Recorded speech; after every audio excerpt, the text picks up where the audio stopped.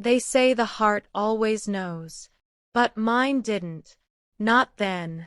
It was just a photograph I found, inside a library book that didn't even belong to me.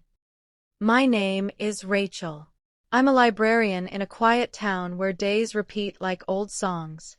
The kind of place where everyone knows everyone, and nothing really surprises you.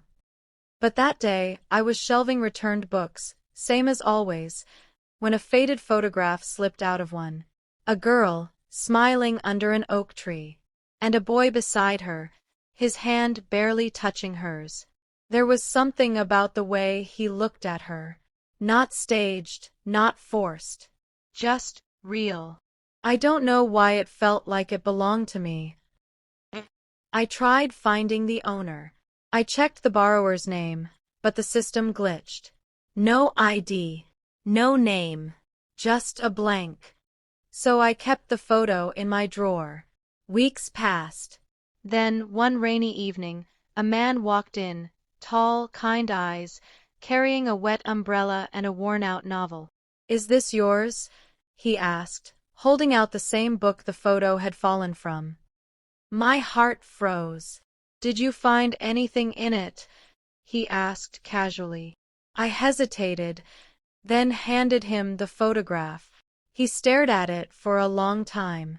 Then he said quietly, "That was the last picture I took with her, before she left." We sat down. The library was closing, but I didn't ask him to leave. His name was Ethan. He told me they'd been engaged. She passed away 3 years ago in an accident on the way to meet him. That day, she had texted, "Let's read something quiet together tonight." But she never arrived. "I donated that book to the library a month after," he said. "I couldn't read it anymore. Too many memories." And somehow, it had found its way back to him. Through me. After that day, Ethan visited often. Sometimes to read. Sometimes to talk.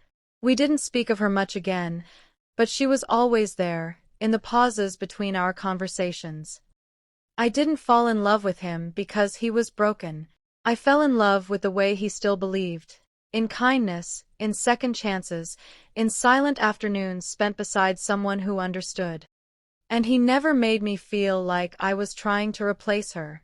Instead, we built something new, slowly, gently, respectfully. 1 year later, he brought the photograph back. "You keep it," he said, "because somehow you brought her back to me and brought me back to myself." I placed the photo in a new book, one we both loved, and I waited for someone, someday, to find it again, because maybe love doesn't end. It just changes books.